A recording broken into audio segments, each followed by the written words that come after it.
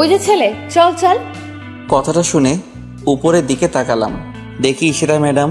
আর কথাটা না বাড়িয়ে গাড়িতে বসে চালানো শুরু করলাম। ম্যাডামকে কলেজে নিয়ে যেতে হবে, আগে নিয়ে যাই তারপর কথা বলি আপনাদের সাথে। শোন, কলেজ শেষ না হওয়া পর্যন্ত এখানেই থাকবে, এসে যদি না পাই খবর আছে। জি ম্যাডাম। যত সব। তারপর ম্যাডাম চলে গেল। আসলে ম্যাডাম এমনই, এই তো 3 বছর আগেও ঠিক ছিল, কিন্তু গত 6 মাস ধরে ম্যাডাম কেমন যেন হয়ে যায়। আগে আমাকে তুমি করে বলতো, এখন তুই করে বলে। আগে ভালোভাবে কথা বলতো সবার সাথে, কিন্তু এখন রেগে রেগে কথা বলে সব ছেলেদের সাথে। তো অনেক কথা বললাম, আমার পরিচয় তো দিলাম না। আমি রাকিবুল হাসান, পড়ালেখাটা জানতে চাবেন না, পরে আমিই বলবো।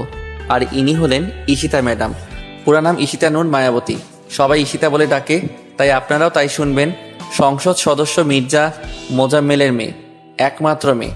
কিন্তু ম্যাডামকে দেখে মনে হয় না যে তিনি এত বড় নেতার মেয়ে। অহংকার, রাগ কোনোটাই ছিল না। কিন্তু ওই যে 6 মাস, ওই 6 মাসেই ম্যাডামের এত পরিবর্তন। ম্যাডামের ছুটি হয়ে গিয়েছে, ম্যাডাম একা একা আসছে। গত 6 মাস ধরে ম্যাডামের মুখে হাসি দেখছি না। তা কেন আমি জানি না, আর জানার চেষ্টাও করিনি। নেতার মেয়ে কখন কি করবে কে জানে, তাই কিছুই বলি না। ম্যাডাম এসেই, ওই গাড়ির গেট খুল, বাসায় যেতে হবে। আমি প্রতি উত্তরে কিছু না বলে গাড়ির দরজা খুলে দিলাম। ম্যাডাম বসার পরে দরজা লাগিয়ে আমি ড্রাইভিং করতে লাগলাম। গন্তব্য বাসা। বাসায় এসে পড়েছি। গাড়িটা থামানোর পরে দেখি ম্যাডাম ঘুমিয়ে গিয়েছে। ম্যাডামকে কয়েকবার ডাকলাম কিন্তু উঠলো না। তারপর আমি গাড়ি থেকে নেমে ম্যাডামের দরজার কাছে গিয়ে ডাকলাম, কিন্তু ম্যাডাম উঠছে না। তাই দরজা খুলে ম্যাডামকে ধাক্কা দিলাম। ম্যাডাম, বাসায় এসে পড়েছি। মেয়ে দেখলেই গায়ে ধরতে ইচ্ছে করে না? তোরা ছেলেরা সব এক, লুচ্চা এক একটা। এই বলে আমাকে ধাক্কা দিয়ে বের হয়ে চলে গেল।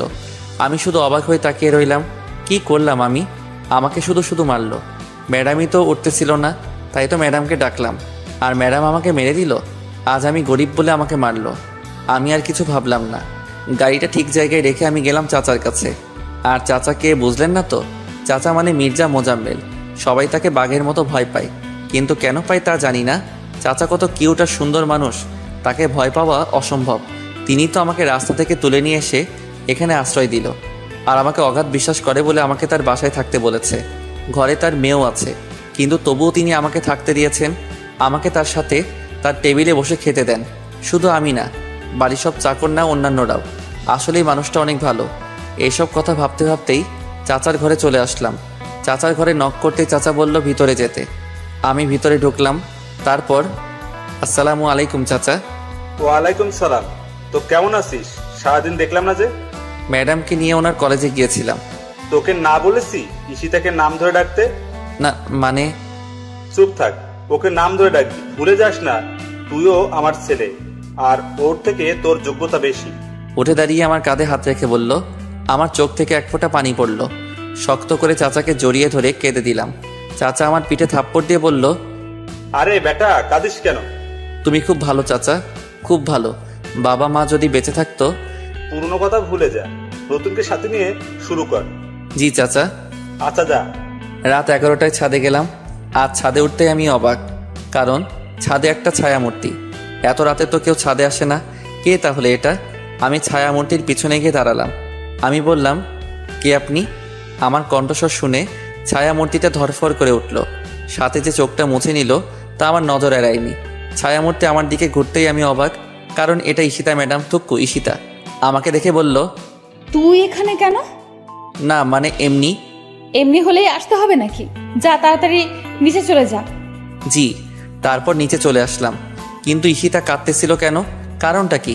কেননা কোনো না কোনো কিছু হয়েছেই, আর তাই ঈশিতার মনে প্রচণ্ড আঘাতে এনেছে। আর তাই ঈশিতা চুপ করে আছে।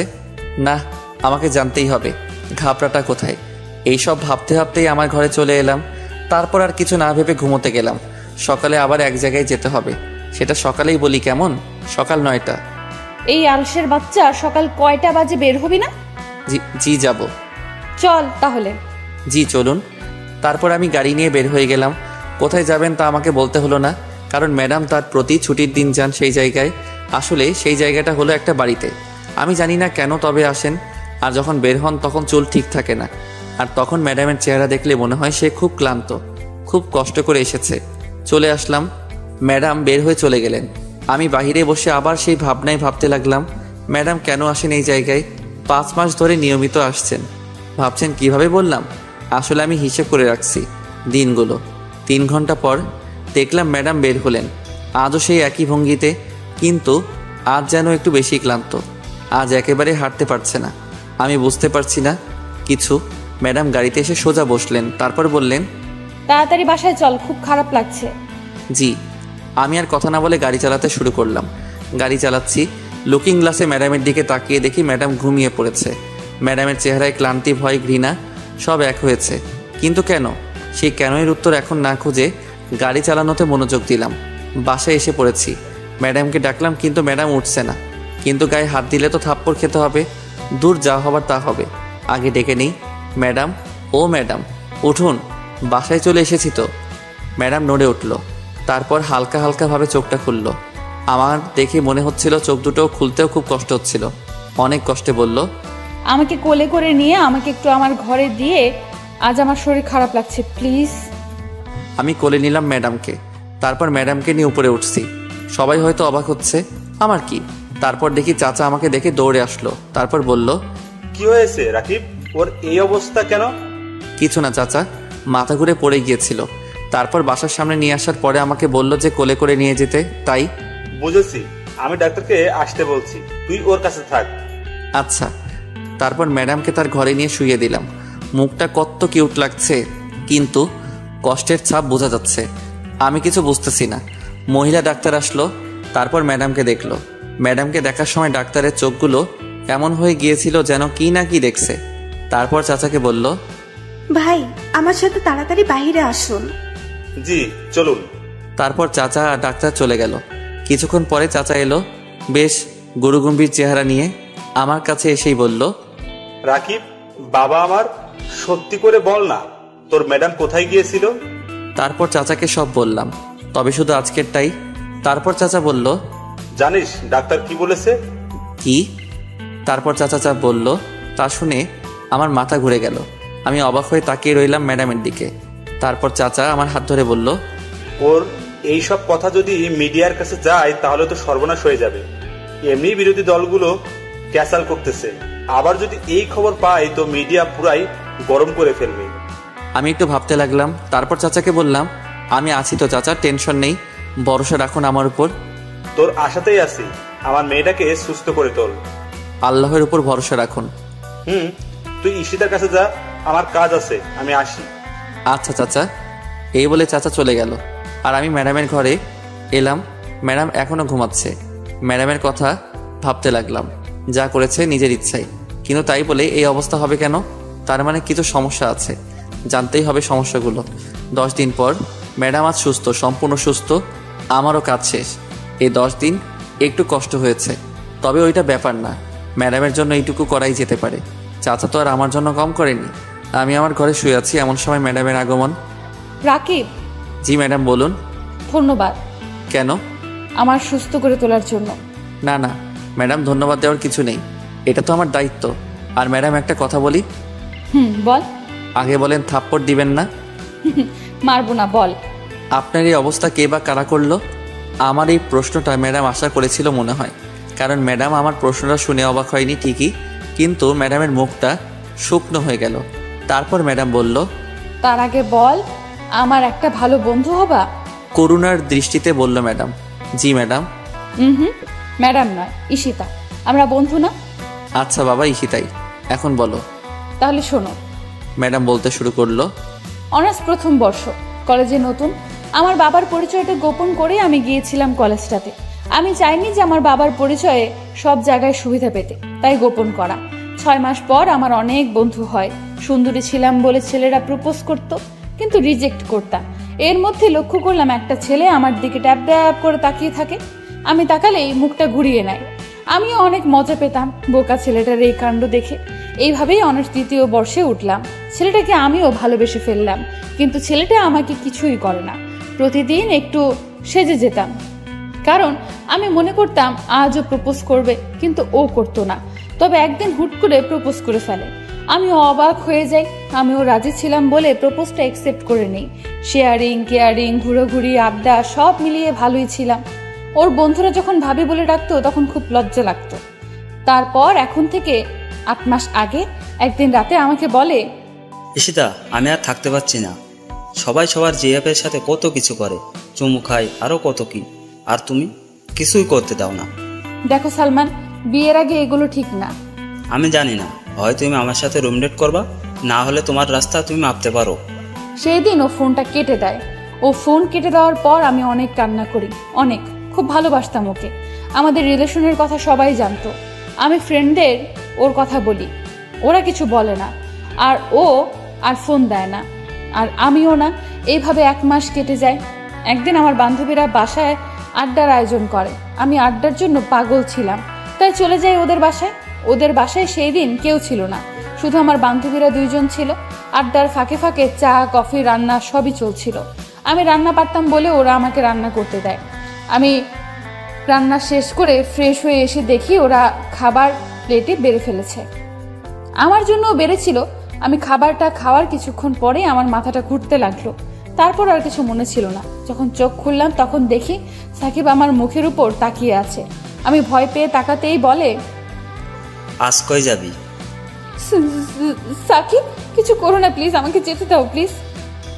যাবি, যা, তবে তোমার শরীরের দিকে তাকিয়ে দেখো তো।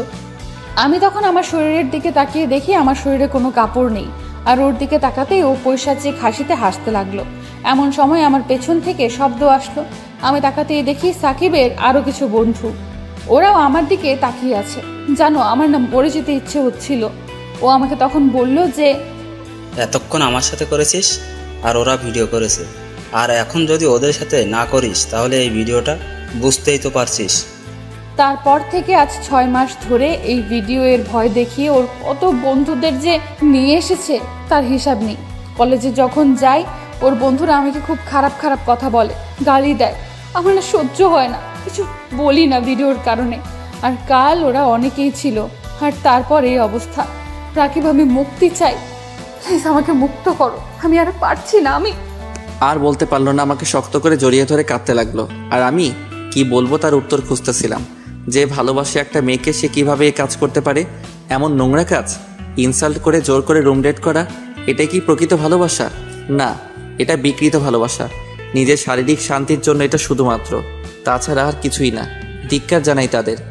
রাকিব, জি ম্যাডাম। আমার প্রতি ঘৃণা হচ্ছে, তাই না? ছি ছি, কি বলেন? আমি জানি তো, আর ঘৃণা করলেও আমার কিছু যায় আসে না, কারণ 6টা মাস ধরে আমাকে গালি শুনতে হচ্ছে। কলেজে তো মা গালিটা ছাড়া কথাই বলে না, ইনফ্যাক্ট আর বলবেও না। আমি তো আর ওদের কাছ থেকে মুক্তি পাবো না। ওরা আমাকে, আমার পুরো জীবন আমাকে কুকুরের মতো লাঞ্ছনা করে যাবে, আমাকে নষ্ট করবে। জানো রাকিব, আমি না তবুও চাই সাকিব ভালো থাকুক, ভালোভাবে বাঁচুক, সুন্দর একটা মেয়েকে বিয়ে করুক। আমাকে তো করবে না, নষ্ট মেয়ে। জানো রাকিব, ওকে না কেন যেন ঘৃণা করতে পারি না। কেন পারি না তা আমি জানি না। হয়তো ভালোবাসি বলে। আত্মহত্যা মহাপাপ, তাই করিনি। তা না হলে কবেই যে মরে যেতাম। আব্বুকে বলতে পারি না, কারণ আব্বুর বলি যা আমি। আব্বু যদি জানে তাহলে মরে যাবে। আমি মুক্তি চাই রাকিব, প্লিজ আমাকে মুক্ত করে দাও। আমি আর পারছি না এভাবে থাকতে, প্লিজ রাকিব, প্লিজ। আমি বরাবরের মতো শুধু শুনেছিলাম, আমার কিছু বলার নেই। মেয়েটা কতটা ভালোবাসে ছেলেটাকে, যে ছেলেটা ওর এত বড় ক্ষতিটা করার পরও চাই ছেলেটা ভালো থাকুক। এটাই কি প্রকৃত ভালোবাসা? কি হলো রাকিব, বলো আমাকে মুক্তির ব্যবস্থা করতে। এই সব কথা শুনে আমি ম্যাডামের চোখের দিকে তাকালাম। চোখ দুইটা কতদিন ঘুমায় না, শান্তিতে ঘুমাতে পারে না।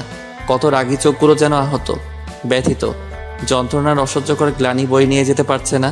কিন্তু আমি কিভাবে ম্যাডামকে মুক্ত করব একটু ভাবলাম, আর পেয়েও গেলাম। তারপর বললাম, মুক্তি চান? যা বলবো তা করতে পারবেন? পারবো না কি পারবো না তা পরের হিসাব, আগে বলো তারপর। তারপর ম্যাডাম বলল, এটা করলে বেশি হয়ে যাবে না? না, আমি যা বলেছি সেটাই। আচ্ছা। আর ওদের ছবিগুলো নিয়ে আসেন, যারা সবার প্রথমে ছিল, আর সেই 2টা মেয়েরও। কেন? কাজ আছে, নিয়ে আসুন। আরে বাবা, আনছি, এত রেগে বলার কি আছে? যান আগে। তারপর ম্যাডাম চলে গেল। আমি ভাবতে লাগলাম কি করব, আর চাচাকে বলবো, কারণ যেই কাজটা করব তাতে চাচার সাহায্য লাগবে। একটু পর ম্যাডাম এসে ছবিগুলো দিয়ে গেল। আমি ছবিগুলো নিয়ে চাচার ঘরে গেলাম। চাচা আসবো? আরে আয় আয়, তোর আবার অনুমতি লাগে নাকি? তারপর ভিতরে গেলাম। তারপর কথা বললাম না। আমার কথা না বলা দেখে চাচা বলল, কিরে কি হলো, কেউ কিছু বলেছে? না। তাহলে? চাচা তোমাকে একটা গল্প বলবো, তারপর মতামত জানাবা। আচ্ছা বল। তারপর ম্যাডামের সাথে ঘটনাগুলো পুরোটা বললাম। বলা শেষ হবে, তারপর চাচার দিকে তাকিয়ে দেখি তার চোখেও পানি। তারপর চাচা বলল, মতামত না, কি বলবো? আমি এমন জায়গায় যদি আমি হতাম তাহলে শোনার সাথে সাথে ছেলেগুলোকে মেরে ফেলতাম, আর কষ্ট দিয়ে। যে ছেলেটা সবার আগে অভিনয় করেছে তাকে হাতুড়ি দিয়ে বাড়ি দিয়ে মেরে ফেলা উচিত, আর বাকিগুলোকে মেরেই ফেলতাম। আচ্ছা, আর একটা কথা বল আমাকে। কি চাচা? এটা কি গল্প না বাস্তব? বাস্তব, আর আমি প্রতিশোধ নিতে চাই। কিভাবে? তুমি যেভাবে বললা, বলো না চাচা, আমাকে সাহায্য করবা। করব, কিন্তু যার ঘটনা বললি তাকে দেখবি না। কিন্তু পরে? তুই এটা করতে চাস মানলাম, কিন্তু তোর কিছু লাগবে না। কিছু লাগবে মানে কি চাচা, বুঝলাম না তো। আয় আমার সাথে, আর হাসিব জিনিস নিয়ে আয়। তারপর চাচা আমাকে একটা রুমে নিয়ে গেল। হাসির কাপড়ে পেঁচানো একটা কিছু নিয়ে আসলো। তারপর চাচাকে দিল। চাচা কাপড়টা সরাতেই দেখি একটা রিভলভার। চাচা আমার দিকে তাকিয়ে হয়তো আমার অবস্থাটা বুঝতে পারছে, তাই মুচকি মুচকি হাসছে।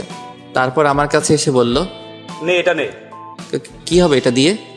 এটা দিয়ে ওদের শেষ করবি, কিন্তু ওদের এক গুলিতেও মারলে হবে না। ওদের মতো ছেলেদের কষ্ট দিয়ে মারতে হবে, আর তা কঠিন কষ্ট দিয়ে। এমন কষ্ট দিতে হবে যেন শয়তানও যেন কেঁপে ওঠে। জি চাচা। আর তোকে কিছু শিখিয়ে দিব, সেটা মেনে ওদের মারিস, তাহলে পুলিশ কেন, র্যাব আসলেও তোদের খুঁজে বের করতে পারবে না, বা পারবে না আসল খুনিকে। আচ্ছা তাহলে বলো। তারপর চাচা আমাকে বলল, কি বললো তা আপনাদের না জানলেও চলবে। তারপর চাচার কাছ থেকে বিদায় নিয়ে ম্যাডামের ঘরে এসে ম্যাডামকে সব বললাম, আর এটাও বললাম যে কাল যাব মারতে, একদিনে 70 জনকে মারব, সাথে মেয়ে দুটোকেও, কারণ ওরাও কম দোষী নয়। তারপর আমি আমার ঘরে এসে কালকের অপেক্ষায় থাকলাম। ভোর 5টা ম্যাডাম আর আমি বেরিয়ে পড়লাম, সাথে প্রয়োজনীয় জিনিসগুলো। প্রথমে যাব সাকিবদের বাসায়। সাকিব একা থাকে। ম্যাডাম আগে উঠে গেল। তারপর আমি, ম্যাডাম দরজা খোলাই রেখেছিল। ম্যাডামকে দেখি সাকিবকে জড়িয়ে ধরে আছে। তারপর সাকিব গেল ওয়াশরুমে। আমি তাড়াতাড়ি করে রিভলভারটা বের করে সাইলেন্সার লাগালাম। তারপর ওয়াশরুমের দিকে তাক করে থাকলাম। ম্যাডামের চোখে পানি, হয়তো ভালোবাসার মানুষটাকে আজ হারিয়ে ফেলবে বলে। আমি আর না তাকিয়ে থেকে সাকিব বের হতেই সাকিবের হাতে গুলি করলাম। সাকিব মাগো বলে চিৎকার দিল। তারপর ম্যাডামের দিকে তাকিয়ে দেখি তার ড্রেস চেঞ্জ। আমি অবাক হয়ে গেলাম, ড্রেস চেঞ্জ এত তাড়াতাড়ি করলো কিভাবে? আমি ভালোভাবে লক্ষ্য করতেই দেখি ম্যাডামের জামা নিচে পড়ে আছে। ম্যাডামের এক হাতে হাতুড়ি আর এক হাতে রান্দা। ম্যাডাম সাকিবের দিকে এগিয়ে যাচ্ছে। তারপর একটা কাগজ বের করলো। তারপর সাকিবকে লিখতে বলল। সাকিব ভয়ে তা লিখে ওর সাইন করে দিল, আর আমি সাকিবের বাঁ হাতে গুলি করি। সাকিব লিখে ম্যাডাম ওকে লাথি মেরে ফেলে দিল, আর বলতে শুরু করলো, সাকিব জানো, খুব ভালোবাসতাম তোমায়, খুব। তুমিই আমার সব ছিলে। তুমি যেদিন রুম ডেটের কথা বলো তখন আমার বেশি খারাপ লাগতো। আমাকে তুমি এড়িয়ে চলতা। তুমি না আমায় ভালোবাসতে। তুমি কিভাবে এটা পারলে সাকিব? আমি তোমাকে ভালোবাসতাম, তাই বলে এই নয় যে আমি আমার শরীরের অধিকার তোমায় দিয়েছিলাম। আমি তোমাকে কিস বা অন্য কিছু করতে দিতাম না। ইনফ্যাক্ট তোমাকে আমার হাত পর্যন্ত ধরতে দিতাম না। আর তুমি কিভাবে এই নোংরা কাজটা করতে পারলা? আমার সব কিছুর উপরে আমার স্বামীর অধিকার আছে, আমি তা মানি আর বিশ্বাস করতাম। আর তোমার জন্য তাকে ঠকাতে হবে আমাকে? তোমার বেঁচে থাকার অধিকার নেই। তোর মতো শয়তান বেঁচে থাকলে আরো অনেক মেয়ে নষ্ট হবে। এক ভয়ঙ্কর চিৎকার দিল সাকিব, কারণ ম্যাডাম সাকিবের 2 পায়ের ফাঁকে সজরে বাড়ি মারে, আর ছেলে বলে তার প্রাণ এই একেবারে চলে যায়। তারপর ম্যাডাম রান্দা হাতে নিল। তারপর বলতে লাগলো, আমি তোকে ভালোবাসি না। এটা বলতে লাগলো আর কোপাতে লাগলো। আমি কিছু না বলে দেখতে লাগলাম। সাকিবের শরীরটা পুরো গরুর কাটা মাংসের মতো হয়ে গেছে, আর মুখটা ম্যাডাম হাতুড়ি দিয়ে বিশ্রী একটা অবস্থা করে কাগজটা সাকিবের মুখে ছুঁড়ে দিয়ে চলে আসলাম। আর কাগজে লেখা ছিল, আমি ধর্ষক। এভাবে 70 জনকে শেষ করলাম, সাথে ওই মেয়ে দুটোকেও। মেয়ে দুটোকে আরও কষ্ট দিয়ে মেরেছে ম্যাডাম। আর ভিডিওগুলো উদ্ধার করে বাসায় ফিরছি। ম্যাডাম আমাকে জড়িয়ে ধরে আছে আর কান্না করছে। আমি কান্নার কারণটা বুঝতে পারছি, তাই কিছু বলছি না। আমিও সময়ের সাথে তাল মিলাতে ম্যাডামকে জড়িয়ে ধরলাম। ম্যাডাম কিছু বলল না, তবে কান্নার বেগ বেড়ে গেল। আমরা বাসায় এসে পড়েছি। ম্যাডাম কোনো কথা না বলে দৌড়ে বাড়ির ভিতরে চলে গেল। আমিও আমার ঘরে এসে একটু ঘুমাতে চেষ্টা করলাম আর ঘুমিয়ে পড়লাম। ঘুম ভেঙে গেল কেন তা জানি না, একটা অপরাধবোধ জেগে উঠছে মনের মধ্যে। অন্যরকম একটা ফিল, তা ভাষায় বোঝানো যাবে না। আমি আর না ভেবে ফ্রেশ হতে গেলাম। ফ্রেশ হয়ে এসে চাচার ঘরে গেলাম। চাচা জিনিসগুলো তো দিতে হবে, তাই চাচার ঘরে গেলাম। চাচা আসবো? রাকিব আয়। চাচা এই যে তোমার রিভলভার আর বুলেটগুলো নাও। আরে আরে কি করছিস? আমি এইগুলো নিয়েছি তোকে নেওয়ার জন্য নাকি? তাহলে? আরে পাগল, এইগুলা হলো এখনকার নিরাপত্তার জিনিস, রাখ এগুলা তোর কাছে। আর এইটা রাখ, এটা হলো লাইসেন্স, এটা দেখালে পুলিশ তোকে ধরবে না যদি দেখে। ও আচ্ছা। আচ্ছা রাকিব, একটা সত্যি কথা বলবি? কি চাচা? তুই আজ কার জন্য প্রতিশোধটা নিলি? সেটা জানা কি খুব জরুরি? হ্যাঁ। ঈশিতার। চাচা পানির গ্লাস নিয়ে পানি খেতে নিয়েছিল। ধূপ করে চাচার হাতের পানির গ্লাসটা পড়ে গেল। কারণ চাচা চমকে গিয়েছিল। কারণ কোনো বাবা যদি তার মেয়ের এইরকম বাজে একটা হ্যারাসমেন্টের কথা শুনে তাহলে চমকাবেই। কারণ মেয়ে বাবাকে আর বাবা মেয়েকে সবচেয়ে বেশি ভালোবাসে। চাচা আমার দিকে তাকিয়ে আছে। চাচার চোখ থেকে টুপ করে এক ফোঁটা পানি পড়ল। কাজের টেবিলের উপর চাচা উঠে দাঁড়ালো। তারপর আমাকে কিছু না বলে হাঁটতে লাগলো। আমি জিনিসগুলো নিয়ে চাচার পিছু যেতে শুরু করলাম। চাচা ইশতা ম্যাডামের ঘরে যাচ্ছিলেন। চাচা ম্যাডামের ঘরে ঢুকলেন আর সাথে আমিও ম্যাডামের ঘরে ঢুকলাম। দেখলাম ম্যাডাম গুটিসুটি মেরে ঘুমিয়ে আছে। কত মায়াবী লাগছে ম্যাডামকে। চাচা ম্যাডামের কাছে যেয়ে ম্যাডামের কপালে একটা চুমু দিলেন। তারপর ম্যাডামের হাত ধরে কান্না করতে লাগলেন। চাচা রাজনীতি করেন। চাচাকে এভাবে আমি কখনো দেখিনি এভাবে ভেঙে পড়তে। চাচা এভাবে কান্না করছে আর ম্যাডাম জাগছে না। আমার খুব চিন্তা হচ্ছে। ম্যাডামের পাশে তাকিয়ে দেখি ঘুমের ওষুধ। তার মানে ম্যাডাম ওষুধকে ঘুমিয়েছেন, সহজে উঠবেন না। চাচা আমাকে ডাক দিল। রাকিব। জি চাচা। তুই আমাকে আগে কেন বলিসনি বাপ? তাহলে আমিই যেতাম ফোন করতে। এমন নোংরা কাজ আমার মেয়েকে দিয়ে করিয়েছে আর তুই আমাকে বলিসনি কেন? ঈশিতা ম্যাডাম বলতে নিষেধ করেছিল তাই করিনি। আমার দুইটা কথা রাখবি? বলো চাচা। এক, তুই মাস্টার্সে ভর্তি হয়ে যা। আর কি চাচা? জানি না কথাটা তুই কিভাবে নিবি। আমাকে হয়তো স্বার্থপর ভাববি, কিন্তু বলছি ঈশিতাকে তুই বিয়ে করবি। দেখ, আমি তোকে জোর করব না, তোর ইচ্ছে। তোকে যখন আমি আমার বাড়িতে নিয়ে আসলাম তখন থেকে আমি ঠিক করে রেখেছিলাম, তাই ঈশিতার কাছাকাছি রেখেছিলাম যাতে ওকে বুঝতে পারিস। কিন্তু এই ধরনের ঘটনা আমি জানতাম না রে। তোর ইচ্ছে, তুই কি করবি? আমি রাজি চাচা। ভেবে দেখ রাকিব। আমার ভাবা শেষ চাচা। আচ্ছা, কাল সকালের মধ্যে তোর কলেজে ভর্তি হবার কাগজ পেয়ে যাবি। আচ্ছা চাচা। এই বলে চাচা চলে গেল। আমি কেন রাজি হলাম তা নিয়ে প্রশ্ন এসেছে নিশ্চয়ই। আসলে চাচা আমাকে রাস্তা থেকে কুড়িয়ে এনেছে। আমি চাচার কাছে না আসলে খারাপ পথে চলে যেতাম, কিন্তু চাচা থাকাতে তা হয়নি। যে চাচা আমাকে না চিনেন না জেনে আমাকে তার ঘরে জায়গা দিল, আর আমি সেই চাচার মেয়েকে চিনেও বিয়ে করতে পারবো না তার অ্যাফেয়ারের কথা জেনে। এতটা অকৃতজ্ঞ আমি হতে পারিনি, তাই রাজি হলাম। হতে পারে সে ধর্ষিতা। আলো আর আধারে মিলে না হয় গড়ে তুলব নতুন একটা পৃথিবী। সকালবেলা ঘুম থেকে উঠলাম। চাচা সকালে দেখা করতে বলেছিল, তাই দেখা করতে গেলাম। চাচা আমাকে কলেজে অ্যাডমিট করিয়ে দিয়েছে আর তার কাগজই আমাকে দিয়েছে। আমি চাচার কাছ থেকে বিদায় নিয়ে চলে আসলাম। তারপর রেডি হতে লাগলাম। ম্যাডাম এখনও ঘুম থেকে ওঠেনি, তাই ম্যাডামকে ডাকতে ম্যাডামের ঘরে যেতে লাগলাম। চাচা দেখেছিল আর দেখে একটু মুচকি হেসেছিল। আর কেন তা আপনারা জানেন। তারপর ম্যাডামকে দেখি পায়ের জায়গায় মাথা আর মাথায় জায়গায় পা, মানে বালিশে পা আর খাটে মাথা। চুলগুলো মুখের উপর পড়ে আছে। দেখতে পেতনির মতো লাগছিল। সেই পেতনিটাকে কি যেন বলে? মনে পড়েছে, চুলওয়ালি পেতনি। আপনারা আবার ওকে বললেন না কিন্তু। তারপর ম্যাডামের কপালে ছোট করে একটা চুমু দিলাম। তারপর ডাক দিলাম, ঈশিতা, এই ঈশিতা, ওঠো, কলেজে যেতে হবে তো, ওঠো। কোনো সাড়া নাই। পানি ঢেলে দিব কিন্তু। ওঠো, ওঠো বলছি। বুঝেছি কি করতে হবে, শুয়ে থাকো, দেখাচ্ছি মজা। পানি আনতে যাওয়ার জন্য যখন উঠে দরজায় চোখ পড়ল, তখন দেখলাম কি যেন একটা ছায়া সরে গেল দরজা থেকে। আমি কিছু মনে না করে পানি নিয়ে আসলাম, কম না 1 বালতি। তারপর ধূপ করে ঈশিতার শরীরের উপর মারলাম। পানিটা অনেক ঠান্ডা ছিল। পানির স্পর্শ পেতেই ঈশিতা লাফ দিয়ে উঠে চিৎকার দিতে যাবে, এমন সময় আমি ওর মুখে হাত দিয়ে দিলাম। ও আমার দিকে রাগী দৃষ্টিতে তাকিয়ে আছে, আর আমি ভিলেন মার্কা হাসি দিলাম। তারপর ঈশিতা, আব্বু। হায় হায়, এখন কি করি? ঈশিতার কান্না শুনে চাচা দৌড়ে আসলেন আর ঈশিতাকে দেখে বললেন, কিরে মা, কাঁদছিস কেন? দেখো না বাবা, রাকিব ভিজিয়ে দিছে। রাকিব, আরেক বালতি ঢেলে দে। জি চাচা, তোমার কথা কি ফেলতে পারি নাকি আমি? হুম। চাচা চলে গেল।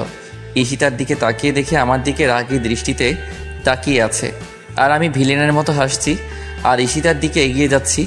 ঈশিতা আমার দিকে তাকিয়ে থাকায় মনে করেছে আমার হাতে বালতি আছে। আমার হাতে বালতি আছে ঠিক আছে, কিন্তু তাতে পানি নেই। ঈশিতা আমার এইভাবে তাকিয়ে থাকা আর ওর দিকে এগিয়ে আসতে দেখে ভয় পেয়েছে হয়তো, তাই বলছে, এই তুমি আমার দিকে এইভাবে এগিয়ে আসছো কেন? কি হলো? কথা বলো না কেন? নিশ্চুপভাবে ওর দিকে এগিয়ে যাচ্ছি। ওর খুব কাছাকাছি যখন আসলাম তখন ও আমাকে টান দিয়ে বিছানায় ফেলে দিল। ও আমাকে এতই জোরে টান দেয় যে আমি ক্রমেই উপরে পড়ে যাই। কিন্তু আমি ওর উপরে পড়লাম ঠিক আছে, কিন্তু আমি পড়তেই ওর ঠোঁটের সাথে আমার ঠোঁট এক হয়ে গেল। কিছুক্ষণ পরেও আমাকে ধাক্কা দিয়ে ফেলে ঘরের একপাশে গিয়ে দাঁড়ালো। তারপর আবার আমার দিকে ফিরে তাকিয়ে আমার কাছে এসে আমার জামার কলার ধরে উঠালো। তারপর আবার ফেলে দিল। আমি পড়ে যাবার পর ও আমার উপরে উঠল। তারপর আমাকে বলল, পিচ্চি পণ্ডিত, আমার খুব বাজে হয়ে গেছো। এই বলে আমার গাল দুটো টেনে দিয়ে দৌড় দিয়ে পালালো। আমি একটু আগের ঘটনা মনে করার চেষ্টা করতেছি, কিন্তু মনে করতে পারতেছি না, তাই আর চেষ্টা করলাম না। আবার তো কলেজে যেতে হবে, তাই রেডি হতে গেলাম। রেডি হয়ে ব্রেকফাস্ট করতে নিচে নামলাম। চাচা খবর দেখছে, আমিও গেলাম নাস্তা করতে। চাচা আমাকে দেখে বসতে বলল, আমি বসলাম। খবরটা শুনে আমি অবাক হলাম, কারণ খবরটা ছিল এরকম, একদিনেই ৭২ খুন, আর নিহতের সবাই ধর্ষণের স্বীকারোক্তি দিয়েছে, আর সরকার সেই হত্যাকারীর শাস্তি প্রকাশ্যে মাফ করে দিয়েছে। আমার ভিতরের অপরাধ বোধ কমে গেল অনেকখানি। ঈশিতাও কখন এসেছে জানি না, কিন্তু ওর মুখেও প্রশান্তির হাসি ঠোঁটের কোণে দেখা যাচ্ছে। অনেক দিন পরে আমি এই হাসিটা দেখলাম। বের হলাম কলেজে যাবার জন্যই, তবে আজ পার্থক্য হচ্ছে আমি কলেজে যাচ্ছি আর ঈশিতাও। আজ ঈশিতার ড্রাইভার না, বন্ধু হয়ে কলেজে গেলাম। চাচা আগেই বলে দিয়েছিল ক্লাস কোথায় পাবো, আমি ঢুকবো। এমন সময় ঈশিতা বলল, তুমি তোমার ক্লাস তো তুমি চিনো না, চলো আমি নিয়ে যাচ্ছি। আমি আমার কথা শেষ হবার আগে ঈশিতা বলল, চুপ, একদম চুপ, চলো আমার সাথে। মুখে হাত দিয়ে দাঁড়িয়ে রইলাম। এই তো গুড বয়। তারপর ঈশিতা আমার হাত ধরে ক্লাসে নিয়ে গেল। ক্লাসের সবাই অবাক, আর হবেই বা না কেন, সেমিস্টারে 6 মাস পরে কলেজে গিয়েছি, তার কি হবে। পরে ঈশিতাকে বিদায় দিয়ে ক্লাসে ঢুকলাম। ক্লাসে স্যার আসলো, তখন আমাকে দেখে বলল দাঁড়াতে। আমি দাঁড়ালাম। পরে আমাকে বলল, আমার প্রিয় ছাত্রছাত্রীরা, এই হলো তোমাদের নতুন বন্ধু রাকিবুল হাসান, তোমরা ওকে রাকিব বলে ডাকবা। হাই। তারপর ক্লাসের পর ক্লাস শেষ হয়ে গেল। কলেজ ছুটি হবার পরে ক্লাস থেকে বের হতে যাব, এমন সময় পিছন থেকে একটা মেয়ে আমাকে ডাক দিল। এই যে রাকিব, শুনছো? জি বলুন। আমরা কি পরিচিত হতে পারি? জি, আমি রাকিব। আমি রাইসা, আমরা তো ক্লাসমেট। তুমি করে বলি? আপনি বলতে পারেন, কিন্তু আমি তুমি করে বলতে পারবো না। কেন? এমনি। ও, আমরা কি বন্ধু হতে পারি? ঠিক আছে, এখন বাই। ওকে, ধন্যবাদ, বাই। রাইসাকে বাই দিয়ে আমি পিছনে তাকাতেই দেখি ঈশিতা এক দৃষ্টিতে তাকিয়ে আছে। আমি ঈশিতার কাছে আসতেই ঈশিতা বলল, উনি কে রাকিব? আমার বন্ধু। আমার সাথে ওনার মাত্র বন্ধুত্ব হলো। ও, চলো বাসায় যাওয়া যাক। অবশ্যই।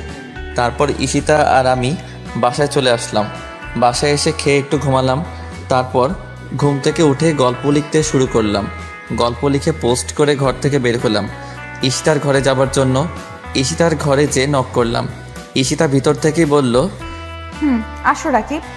তারপর আমি ভিতরে গেলাম। ভিতরে গিয়ে ঈশিতার দিকে তাকাতেই আমি ভয় পেয়ে গেলাম। ঈশিতার চোখ লাল হয়ে আছে, চোখের কোণে পানি চিকচিক করছে। ঈশিতা ওর দিকে এইভাবে তাকিয়ে থাকা দেখে আমাকে বলল, কিছু বলবা রাকিব? আমি এগিয়ে গিয়ে খাটের সামনে চেয়ার নিয়ে বসলাম। তারপর ঈশিতাকে বললাম, কি হয়েছে তোমার? কই কিছু না তো, আমার কিছু হয়নি তো, আর আমার কি হবে? ঈশিতা, মিথ্যা বলছো তুমি আমার সাথে। আমরা না ফ্রেন্ড? তুমি কষ্ট পেয়ে কান্না করছো, আর যার জন্য কান্না করছো তার কারণটা জানবার অধিকারও কি নেই আমার? না না, তুমি যা ভাবছো তা না। আসলে আমার না সাকিবের কথা খুব মনে পড়ছে, খুব মিস করছি। রাকিব, ওকে না খুব ভালোবাসি, খুব। জানো, কাল রাতে স্বপ্নে না ওকে দেখেছিলাম। কলেজে যেদিন ওকে প্রথম দেখি সেদিনের মতো একই হাসি, একই লোক, বোকা বোকা আর টমেটোর মতো কিউট গালগুলো নিয়ে হাসি খুশি একটা ছেলে। কিন্তু আর বলতে পারলো না, কেঁদে দিল। আমি কি বলবো তাই ভাবছি। ওকে সমবেদনা দেওয়ার মতো ভাষা আমার নেই। ওর হাতটা শক্ত করে ধরলাম, তারপর ওর চোখের পানি মুছে দিলাম। ও আমাকে শক্ত করে জড়িয়ে ধরে কান্না করতে লাগলো। কিছুক্ষণ যাবার পর ঈশিতা বলল, রাকিব, আমার একটা কথা রাখবা? বলো। এইভাবে আমার একটা ভালো বন্ধু হয়ে সারা জীবন থাকবা? থাকবো ঈশিতা। ঈশিতার কোনো কথা বললো না, আমিও বললাম না। সন্ধ্যায় আমি পড়তে বসেছি, এমন সময় ঈশিতা আমার ঘরে আসলো। আমি ঈশিতাকে দেখে বললাম, কিছু বলবা? বলো। আমি তোমার সাথে পড়বো। অবাক হলাম এমন আবদার শুনে, তারপর বললাম, আচ্ছা আসো। Thank you. তারপর আমার পাশের চেয়ারে বসে পড়তে লাগলো। আমার সন্দেহ হচ্ছে ও পড়তে আসছে নাকি আমার দিকে তাকিয়ে থাকতে আসছে। আমি যখনই তাকাই তখনই দেখে আমার দিকে তাকিয়ে আছে। একটু পরে ঈশিতা আমাকে বলল, রাকিব, কি? এই পড়াটা বোঝায় দাও। আচ্ছা দাও দেখি। এই যে এটা। তারপর আমি বইয়ের দিকে তাকিয়ে বোঝাতে লাগলাম। আমি বোঝাচ্ছি আর ও আমার দিকে হা করে তাকিয়ে আছে। এভাবে তাকিয়ে থাকতে দেখে আমার একটু রাগ হলো, তাই বললাম, এই তোমার সমস্যা কি? তুমি পড়া বাদ দিয়ে আমার দিকে তাকিয়ে আছো কেন? এই, তুমি আমাকে বকা দিলা? তোমার সাথে আড়ি, তুমি পচা, আমাকে বকা দাও। বাচ্চাদের মতো কান্না করতে করতে আমার ঘর থেকে চলে গেল। মেয়েটা আসলেই কেমন যেন, একটু পাগলি পাগলি। রাতে খাবার খেতে টেবিলে গেলাম। ঈশিতা আমার সামনে চেয়ারে বসলো। আমাকে দেখে ভেঙচি দিয়ে মুখটা ঘুরিয়ে খাবার নিয়ে ওর ঘরে চলে গেল। বুঝলাম পাগলিটা অনেক রাগ করেছে। আমি খাবার খেয়ে ঘরে গেলাম। রাত 2টা। ঘর থেকে বের হলাম ছাদে যাব বলে। গভীর রাতে শহরের বাতাসটা ভালো লাগে, গায়ে শিহরণ ধরিয়ে দেয় বাতাসটা। ঢাকার এই সময়টায় সমস্ত নিস্তব্ধতা চলে আসে মনে। এক অন্যরকম অনুভূতি, সুখ সুখ অনুভূতি, যা সবাই চায়। আমিও নেই, রোজ রাতে নেই জোনাকি পোকার জিজি ডাক আর বাদুরের ছোটাছুটি দেখতে খুব ভালো লাগে। আমি ছাদে দাঁড়িয়ে আছি, এমন সময় কারোর পায়ের আওয়াজ শুনলাম। আমি পিছনে তাকাতেই দেখি ঈশিতা আসছে। ঈশিতা উঠতেই আমাকে দেখলো, তারপর ছাদের অন্য পাশে গিয়ে দাঁড়ালো। রাগ কমেনি, রাগ আমাকে ভাঙাতেই হবে, তাই আমিও গেলাম। ঈশিতার কাছে যে বললাম, ঈশিতা আমি সরি, প্লিজ মাফ করে দাও প্লিজ। 2 মাত্র শর্তে মাফ করতে পারি। সব শর্ত মানব, বলো। 1, আমি যখনই বলবো তখনই আমাকে কোলে নিতে হবে। 2, আমাকে পাপ্পি দিতে হবে। আমি অবাক হলাম এমন আবদার শুনে, আর খুশিও হলাম। পাপ্পি আর কোলে নিতে হবে, উফ কি ফিলিংস, পুরাই পাংখা। ঈশিতার দিকে তাকিয়ে আছি, ঈশিতা আমার দিকে নয়, ও তাকিয়ে আছে নিচের দিকে। হঠাৎ ঈশিতা বলে উঠল, কি রাজি না তাই তো? না হলে নাই, আমি গেলাম। এই বলে চলে যেতে লাগলো। আমি আবুল হয়ে গেছি এমন কথা শুনে। তারপর তাড়াতাড়ি করে বললাম, আমি রাজি তো। সত্যি? নাও, এখন কোলে করে নিয়ে আমাকে আমার ঘরে দিয়ে আসো। যথাস্ত মহারানী। এই বলে ঈশিতাকে কোলে তুলে নিলাম। আমি কোলে নিতেই মেয়েটা লজ্জায় লাল হয়ে গিয়েছে, দুহাত দিয়ে আমার গলা জড়িয়ে ধরেছে। আমি ওকে ওর ঘরের সামনে এনে ওকে আমার কোল থেকে নামিয়ে দিলাম। আমি চলে আসব এমন সময় ঈশিতা বলল, আমার শর্তের আরেকটা জিনিস কই? ও ভুলে গেছিলাম, সরি, এই নাও। থ্যাংক ইউ পিচ্চি পণ্ডিত, আমি জানতাম তুমি আমার কপালে কিস করবা। আমার ধাক্কা লাগলো। ও আমার নিকনেম কিভাবে জানলো তাই প্রশ্ন করলাম, তুমি এই নাম কোথায় পেলা? কেন? না মানে আমি তো তোমাকে আমার এই নাম তোমায় বলিনি। তাহলে? এত জানার দরকার নাই তোমার, তুমি ঘরে গিয়ে ঘুমাও। আচ্ছা। তারপর আমি পিছনে ঘুরে আমার ঘরে আসছি। এমন সময় ঈশিতা আমায় ডাক দিল। রাকিব। বলো। তুমি কি রাগ করেছো? না, রাগ করিনি। রাগ করবো কেন? এই রাকিব, আমার দিকে তাকাও, মাথাটা ওঠাও বলছি, ওঠাও। বলো। এই কি, তুমি আমার উপর অভিমান করেছো কেন? আমি খুব সরি গো, আমার পিচ্চিটা খুব ভালো। এই নাও, তোমাকেও একটা জিনিস দিলাম। আমার গালে কিস করলো। আমি শক্ট হয়ে গেলাম। হঠাৎ করে এমন হওয়ায় আমার সারা শরীর কাঁপতে লাগলো। আমি ঈশিতার দিকে হা করে তাকিয়ে আছি। আমার এমনভাবে তাকানো দেখে ঈশিতা বলল, এই পোলা, হা করে তাকিয়ে না থেকে ঘুমাতে যাও। আচ্ছা। তারপর আমি আর কিছু না ভেবে ঘুমাতে গেলাম। এটা সেটা ভাবতে ভাবতে ঘুমিয়ে গেলাম। সকালে আমি ঘুম থেকে উঠলাম, তারপর নামাজ পড়ে ব্রেকফাস্ট করতে গেলাম। চাচাও আছে, চাচার সাথে কিছু কথা আছে, তাই বললাম, চাচা আমি আলাদা থাকতে চাই। মাথা নিচু করে বললাম, কি? চাচা আমি নিজেই নিজের খরচ চালাতে চাই। তুই কি মনে করছিস আমি তোকে আমার নিজের ছেলে মনে করি না? তোকে কি আমি বোঝা মনে করি? না মানে তা না, আমি নিজে এখন থেকে চেষ্টা করি, দেখি কি করতে পারি। তোর ইচ্ছা, কিন্তু আমাদের ভুলে যাস না বাবা। কি যে বলো না চাচা, যেই দিন তোমাদের ভুলে যাব সেদিন আমিও আর এই পৃথিবীতে থাকবো না। এইসব কথা বলিস না, আর দোয়া করি তুই তোর আশা অনুযায়ী তুই যেন সাফল্য পাস। ধন্যবাদ চাচা। এই বলে চাচা নাস্তা না করে চোখ মুছতে মুছতে চলে গেল। হয়তো বেশি ভালোবাসে বলে আমার চলে যাওয়াটা মেনে নিতে পারছে না। কি জানি কেন কান্না করছে চাচা, কিন্তু আমার বাবা মায়ের পরে হলো আমার চাচা। খুব খুব খুব ভালোবাসি চাচাকে। না গেলে হয় না রাকিব। আমি চলে যাব ঈশিতাকে। এটা যখন বলতে এসেছি তখন ঈশিতা এই কথা বলল। তারপর আমি বললাম, প্লিজ তুমি না করো না। আচ্ছা যাও, তবে প্লিজ আমি কিন্তু মাঝে মাঝে যাব, তখন কিন্তু রাগ করতে পারবা না। আচ্ছা বাবা যেও, আমি এখন আসি। আচ্ছা, খোদা হাফেজ। খোদা হাফেজ। চলে আসবো এমন সময় ঈশিতা বলল, রাকিব শোনো। বলো। আমার সামনে এসে আমাকে খুব শক্ত করে জড়িয়ে ধরলো আর বলতে লাগলো, খুব খুব খুব মিস করব তোমায় রাকিব। আমিও মিস করব তোমায়। আমার চোখ থেকে পানি পড়লো কয়েক ফোঁটা। তারপর ঈশিতাকে ছাড়িয়ে নিয়ে আমি বের হয়ে গেলাম আমার গন্তব্যস্থানে। ও আপনাদের তো বলিনি আমি কোথায় যাচ্ছি। আসলে আমি অনেক দিন ধরেই চাকরির চেষ্টা করছিলাম, আর আল্লাহর রহমতে চাকরিটা পেয়ে যাই, আর তারপর বাসা ভাড়া নিয়ে নেই। আর বাকিটা তো আপনারা জানেনই। ও আমার বেতন 30,000 টাকা, আর মাস্টার্স শেষ করলে আরও বাড়তে পারে। আপনাদের সাথে কথা বলতে বলতে আমি আমার বাসায় চলে এসেছি। তারপর প্রয়োজনীয় জিনিসগুলো কিনতে গেলাম, সব কিনে বাসায় আসলাম। আর টাকা পেলাম কোথায় তা জানতে চান তো? আসলে অফিস থেকে 1 মাসের বেতন আগে দিয়ে দেয়, আর তা দিয়েই এইগুলো কিনলাম। ও অনেক কথা হলো, এবার রান্না করতে হবে। আসার সময় মুরগি আর চাল কিনে নিয়ে এসেছিলাম, আর আমি রান্না পারি তাই আর কোনো সমস্যা নেই। রান্না করলাম, গোসল করলাম, তারপর খাবার খেতে বসলাম। খাবারের 1 লোকমা মুখে দিতেই চাচার কথা আর ঈশিতার কথা মনে পড়ে গেল। কত কথা হতো খাবার সময়, সাথে যারা কাজ করতো তারাও খেত। দেখে মনে হতো পুরোটাই যেন একটা পরিবার। খুব মিস করছি চাচাকে, খুব। আর ঈশিতা, আমি তো খাবার খাচ্ছিলাম, ঘড়ির দিকে তাকালাম। ঘড়ি দেখে আমি অবাক হয়ে গেলাম, কারণ আমি খেতে বসেছিলাম 3টায়, আর এখন বাজে 4:30। অবাক হয়ে গেলাম। আমি এত সময় ভাবতাম, আবারও ফোনের শব্দ পেলাম।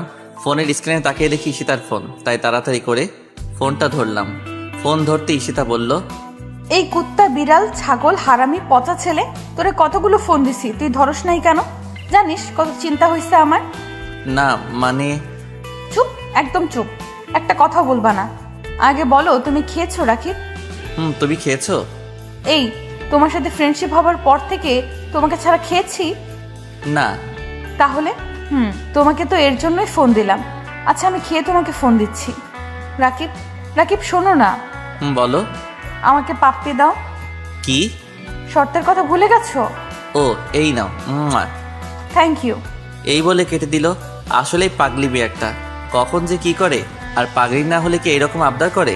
পরের দিন সকালে উঠে আগে কলেজে গেলাম, কারণ আমি যে চাকরি করি তাতে একটা কাগজ লাগবে, তাই না হলে আজকে থেকে জয়েন দিতাম। কলেজে গিয়ে প্রিন্সিপাল স্যারের কাছ থেকে কাগজটা নিয়ে চলে আসছি, এমন সময় পিছন থেকে ডাক এলো, রাকিব। পিছনে তাকিয়ে দেখি রাইসা। আমি রাইসার দিকে এগিয়ে গেলাম। রাইসা আমাকে বলল, কাল কলেজে আসনি কেন? বাসা চেঞ্জ করেছি তো তাই। হঠাৎ বাসা চেঞ্জ করেছো কেন? চাকরির জন্য, চাকরি পেয়েছি তো তাই। তাই? ট্রিট কোথায়? চলেন তাহলে। না থাক, পরে নেওয়া যাবে। আচ্ছা তোমার সাথে কিছু কথা ছিল, একটু শুনবা? বলো। আমার সাথে সারা জীবন ফ্রেন্ডশিপ রাখবা? আপনার সাথে সারা জীবন ফ্রেন্ডশিপ রাখবো। ধন্যবাদ তোমায় রাকিব। আর আসল কথা হলো আমার বিয়ে আগামী মাসের 12 তারিখে। তুমি কিন্তু অবশ্যই আসবা, না করতে পারবা না। ও খুব ভালো কথা, আমি আসার জন্য চেষ্টা করব।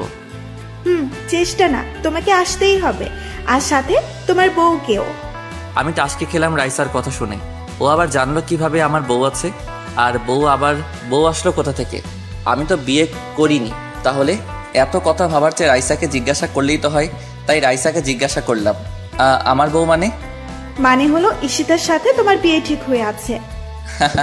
তো তুমি জানলা কিভাবে? আমি জানবো না তো কে জানবে?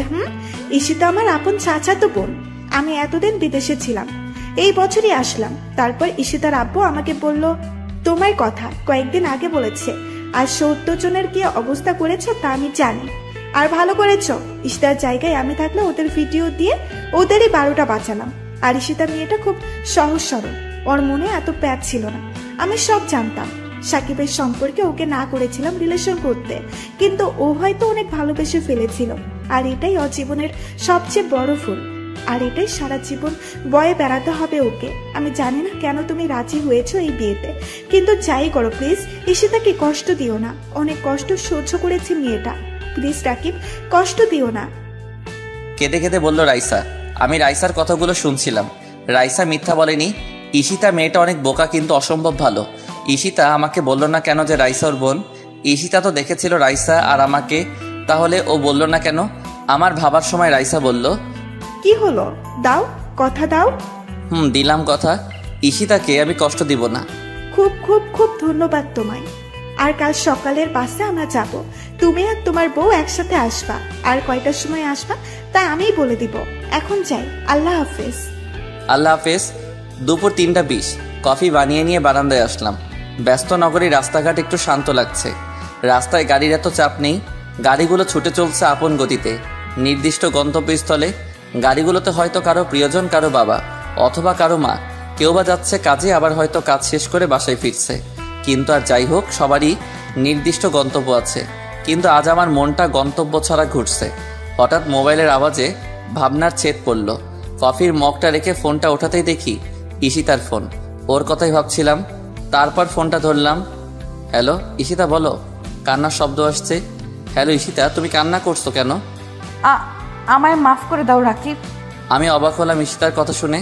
ও তো কিছু করেনি, তাহলে মাপ চাচ্ছে কেন? কিছু বললাম না, শুধু বললাম কেন? আমি তোমায় মিথ্যা বলেছি। আমি রাইসা আপুকে চিনি, ও বিদেশে থাকতো, আর ও আমাকে বলতে বারণ করেছিল যে ও আমার বোন। কিন্তু কেন? আমি জানি না, সত্যি বলছি আমি জানি না কেন আপু ওইরকম করেছে।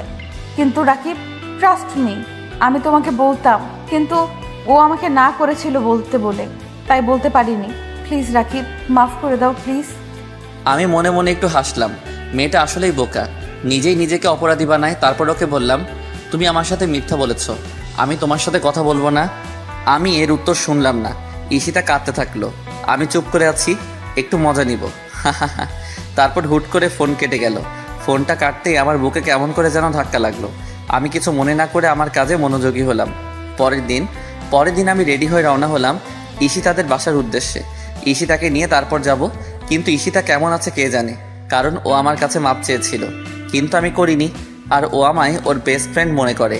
আর আমি রাগ করলে ওর সাথে কথা বলবো না, আর ও এটা সহ্য করতে পারে না। তাই এইসব কথা ভাবতে ভাবতে ঈশিতাদের বাসায় চলে আসলাম। বাসার ভিতরে ঢুকলাম। আজ সব কিছু কেমন যেন শান্ত শান্ত লাগছে। চাচা নেই কোথাও। আমি সোজা ঈশিতার ঘরে গেলাম। ঈশিতার ঘরে অবাক হয়ে গেলাম, চাচা ঈশিতার পাশে বসে আছে। চাচার চোখে পানি। আমি এবার ভয় পেয়ে গেলাম, ঈশিতা আবার কিছু করে বসেনি তো? সরি ঈশিতা। আমাকে মাফ করেছো? হুম। আমার কিস কোথায়? কতদিন দাও না, দাও কিস দাও। বাচ্চাদের মতো আবদার করে গাল পেতে দিল। হয়েছে?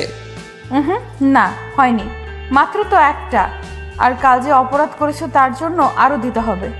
ইস, নিজে মনে হয় কিছুই করনি, তুমিও অপরাধ করেছো।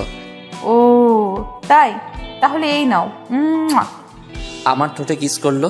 আমি আমার গায়ে 420 ভোল্টের মতো শক্ট লাগলো, আর সাথে টাসকি খেয়ে গেলাম। ঈশিতা কিস করার কথা গালে, কিন্তু ও করলো ঠোঁটে। তার মানে রাইসার কথাই সত্যি হয়। ব্যাপারটা বুঝতে হবে। তারপর ঈশিতার দিকে তাকালাম। ও লজ্জায় লাল হয়ে নিচের দিকে তাকিয়ে আছে। ওর গাল দুটো লাল টমেটোর মতো হয়ে গিয়েছে।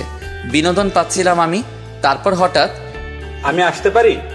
তাকিয়ে দেখি চাচা খাবার নিয়ে দরজার সামনে খাবারের প্লেট হাতে নিয়ে দাঁড়িয়ে।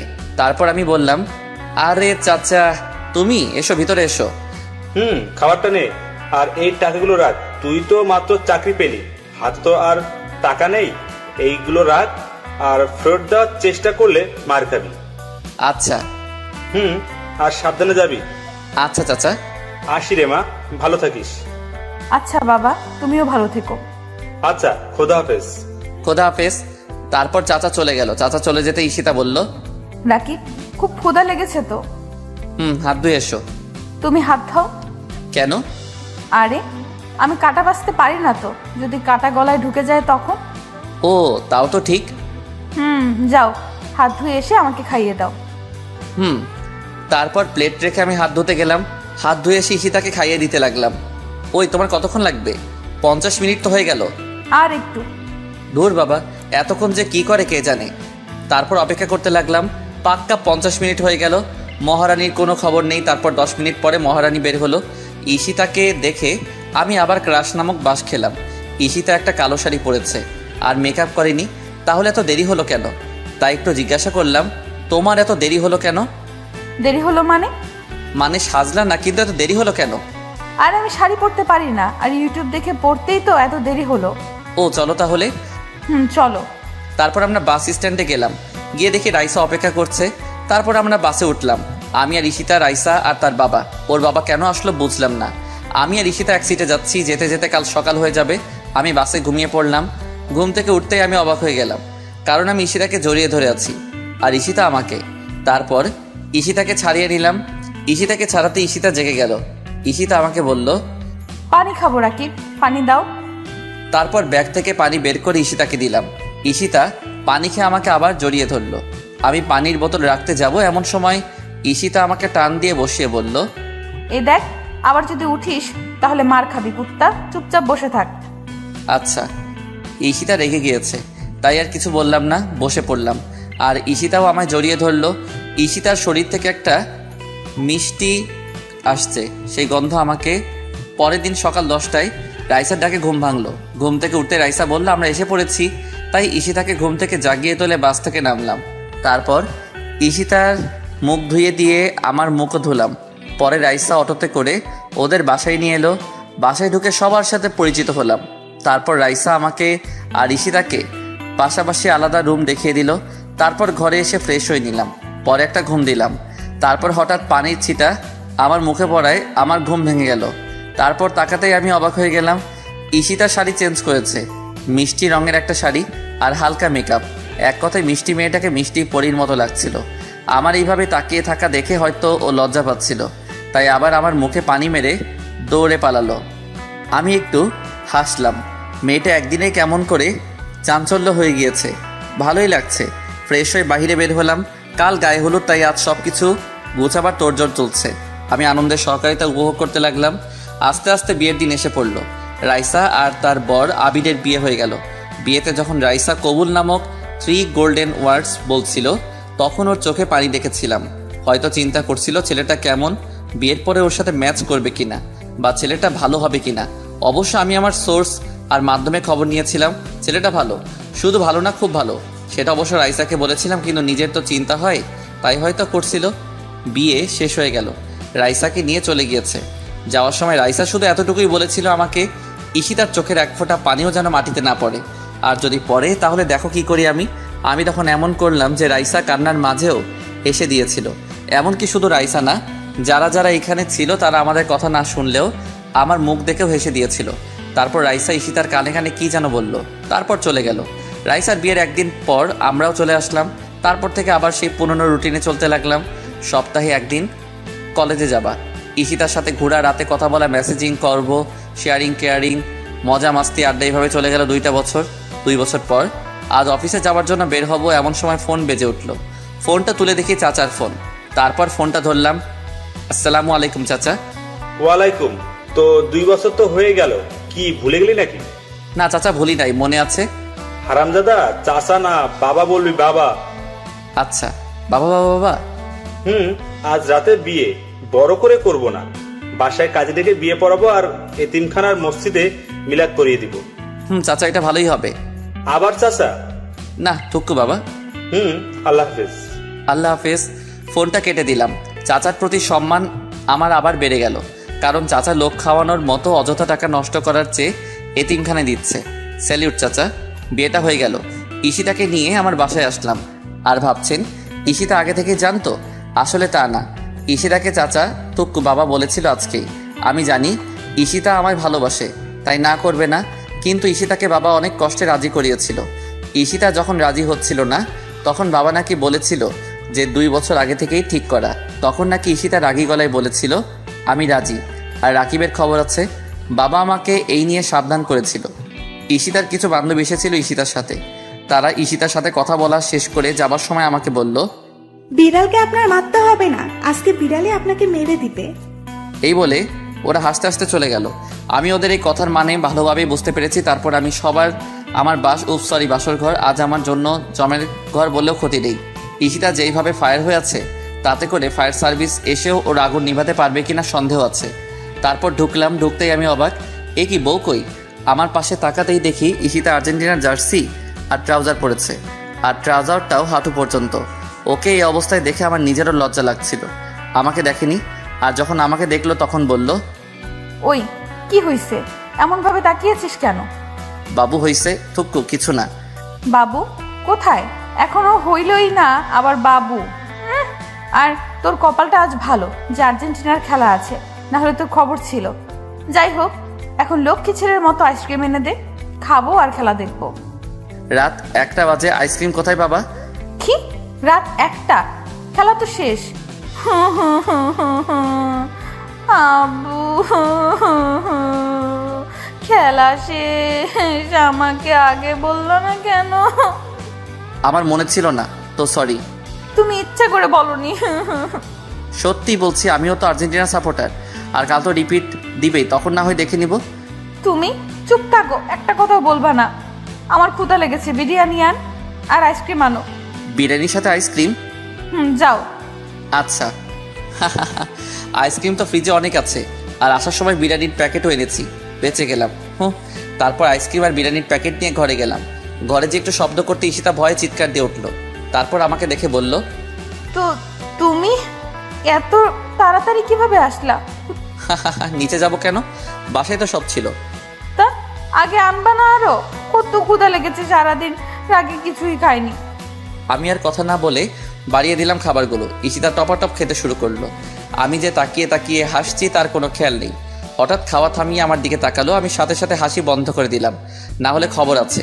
কিন্তু ও মনে হয় দেখে ফেলেছে। আমার দিকে চোখ বড় বড় করে তাকিয়ে বলল, তুমি খাবা না? কখন? তুমি খেয়ে নাও তারপর। না, তা হবে না, এখন থেকে আমরা একসাথে খাবো। আচ্ছা হইছে, এখন এখানে আমার সামনে বসো, আমি তোমাকে আর তুমি আমাকে খাইয়ে দাও। জো হুকুম রানী। তারপর ঈশিতা আমাকে আর আমি ঈশিতাকে খাইয়ে দিলাম। খাওয়া শেষ করার পর ঈশিতা গেল প্লেট ধুতে। আমি অবশ্য না করেছিলাম, কিন্তু শোনেনি, প্লেট ধুতে যাবেই। প্লেট ধুয়ে ঈশিতা ঘরে আসলো, তারপর মাথাও ওড়না দিল। আমি আগে থেকে দাঁড়িয়েছিলাম। ঈশিতা আমাকে সালাম করলো। আমি ওকে উঠাতেই ও আমাকে শক্ত করে জড়িয়ে ধরলো আর কাঁদতে লাগলো। আমি ওর কান্না দেখে ওকে বললাম, কাঁদছো কেন? তুমি আমাকে কেন বিয়ে করলে রাকিব? তুমি আরো ভালো মেয়ে পেতে, কেন নিজের জীবনটা নষ্ট করলা? কেন? ভালোবাসি বলে। ভালোবাসো কেন? কি আছে আমার? তোমায় দেবার মতো কিছু নেই আমার মাঝে। আছে, তোমার ওই মনটা আছে, ওই চোখগুলো আছে, ওই মায়াবী চোখের মায়াবিনীকে চাই। তোমার মিষ্টি মনটা চাই, আমার তোমাতে চাই।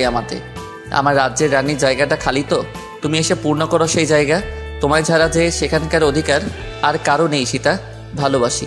ভালোবাসি বলেই তোমাকে চাই। মন পিঞ্জিরায় খুব যতনে সাজিয়েছি তোমায়। ভালোবাসি। আমাকে কষ্ট দিবে না তো? আমাকে অনেকগুলো ভালোবাসবা তো? কষ্ট দিব না, আর এতগুলো ভালোবাসবো তোমায়। ভালোবাসি তোমায় রাকিব। আমিও ভালোবাসি তোমায় সীতা। আমিও জড়িয়ে নিলাম ঈশিতাকে আমার ভালোবাসার চাদরে। ধন্যবাদ সবাইকে আমাদের পাশে থাকার জন্য।